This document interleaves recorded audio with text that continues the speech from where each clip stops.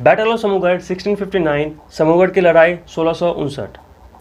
औरंगजेब जिसने भाइयों की लाश पर खड़ा किया मुगल साम्राज्य। कहा जाता है कि औरंगजेब अपने धर्म के प्रति बहुत कट्टर था, लेकिन ये सच्चाई नहीं है, वह एक हत्यारा भी था। उसने मुगल पर अधिकार जमाने के लिए अपने भाइयों की हत्या की थी। एक ऐसा षड्यंत्र जिसको इतिहास में बहुत कम महत्व दिया गया है। क्या है शाहजहां के शासनकाल में हुए इस संघर्ष का कारण? कैसे घटी ये घटना?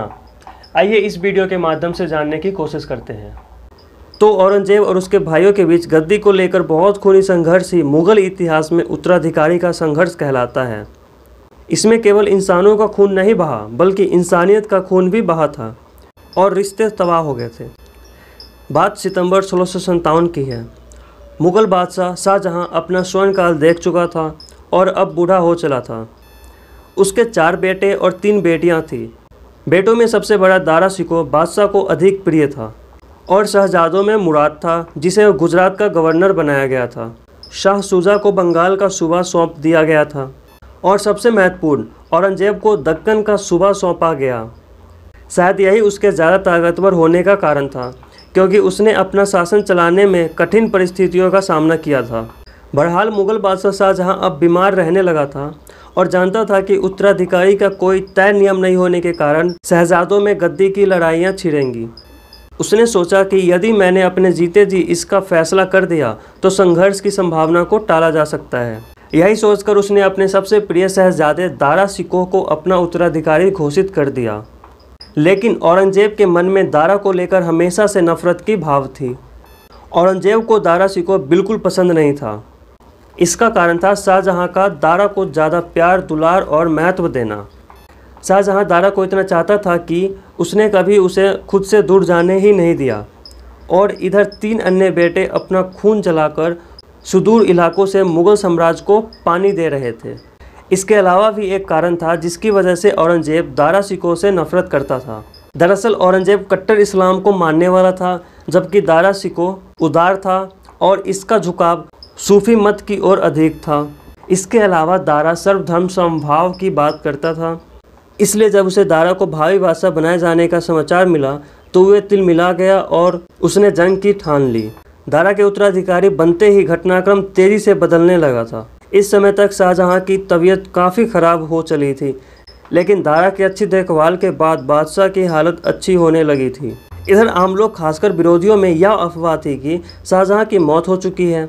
दारा ने यह बात छुपाई है और वह खुद शासक बन बैठा है। औरंगजेब कब से ऐसे ही मौके की तलाश कर रहा था कि कब उसे अपनी रणनीति पर अमल करने का मौका मिलेगा। मौका देखकर उसने अपनी विसात बिछानी शुरू कर दी। औरंगजेब ने मुराद से संपर्क किया और उसे पट्टी पढ़ाई कि यदि वह उसका साथ दे तो मुगल गद्दी से दारा को उतारा जा सकता है। औरंगजेब ने कहा कि काफिर दारा से मुगल साम्राज्य को बचाने के लिए ये संघर्ष एक धर्म संघर्ष होगा। जैसे ही ये खबर फैली कि शाहजहां की मौत हो गई है, बंगाल में गवर्नर के तौर पर तैनात शाह शुजा खुद को बादशाह घोषित कर दिल्ली की ओर बढ़ा। जब ये जानकारी शाहजहां को मिली तो उसने शाह शुजा को रोकने के लिए दारा के पुत्र सुलेमान शिकोह को एक बड़ी सेना के साथ बंगाल भेज दिया। शाह शुजा और सुलेमान की सेना बनारस के पास टकराई।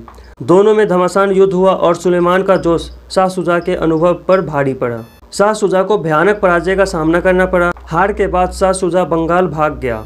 कहा जाता है कि बाद में औरंगजेब ने शाह शुजा की बढ़ती महत्वाकांक्षा से परेशान होकर उसकी हत्या करवा दी। इधर दूसरी ओर दक्कन में औरंगजेब ने एक बड़ी सेना के साथ दिल्ली की ओर कूच कर दिया। इसकी मांग पर गुजरात से मुराद भी अपने दलबल के साथ दिल्ली की ओर बढ़ा। मालवा में दोनों भाई आपस में मिले। औरंगजेब ने धोखे के तहत दरबार में सूचना भिजवाई कि वे अपने बीमार पिता से मिलने आ रहा है, लेकिन शाहजहां चौकन्ना था। इसलिए उसने एक बड़ी सेना के साथ महाराजा जसवंत सिंह को स्वागत करने के बहाने भेज दिया। महाराजा जसवंत सिंह को स्पष्ट निर्देश दिए गए कि किसी भी प्रकार का संदेह होने पर वे औरंगजेब को खत्म कर दें। लेकिन वहां औरंगजेब और मुराद की विशाल संयुक्त सेना युद्ध के लिए तैयार खड़ी थी। यह देखकर महाराजा अवाक रह गया। हालांकि वे अपने बात से पीछे हटने वाले नहीं थे और युद्ध के मैदान में कूद पड़े। अप्रैल 1658 को धर्मट नामक स्थान पर यह युद्ध लड़ा गया। जसवंत की बुरी तरह से हार हुई। जब जसवंत की औरंगजेब के हाथों हार हुई तब जाकर दारा शिकोह की नींद खुली। अब इसे पक्का यकीन हो गया था कि उसके भाई का इरादा क्या है। उसने आनन फानन में सेना इकट्ठा की और कई सारे राजपूत गुहार लगाई। बावजूद इसके औरंगजेब की ताकत से टकराने की हिम्मत कोई नहीं जुटा पाया। खुद कभी मुगल दरबार का वफादार रहा जसवंत सिंह औरंगजेब के खेमे में जा मिला। शाह शुजा के लिए यह मुश्किल घड़ी थी, लेकिन युद्ध की संभावना को टाला नहीं जा सकता था। आखिरकार समूगढ़ के मैदान में दारा और औरंगजेब टकराए। घमासान युद्ध हुआ। कई गुणों से संपन्न दारा शिकोह एक अच्छा योद्धा नहीं था और इसके पास कूटनीति के गुणों का भी अभाव था। इसका कारण था हमेशा दरबार में रहना।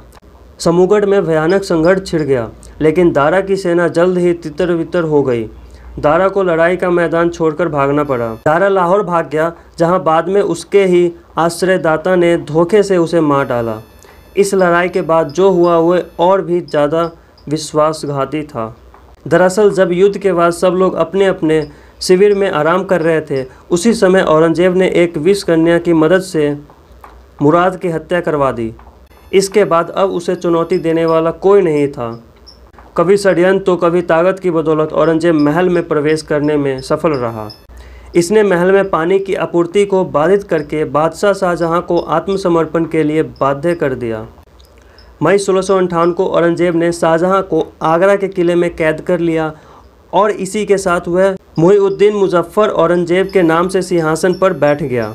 समाजियों में गद्दी के लिए कई संघर्ष हुए, लेकिन ये पहली बार था जब सगे भाई इस कदर खूनी जंग और घिनौनी संघर्ष में उलझे हों। तो आई होप आपको समझ में आया होगा। तो ये था बैटल ऑफ समूगढ़ के बारे में 1659।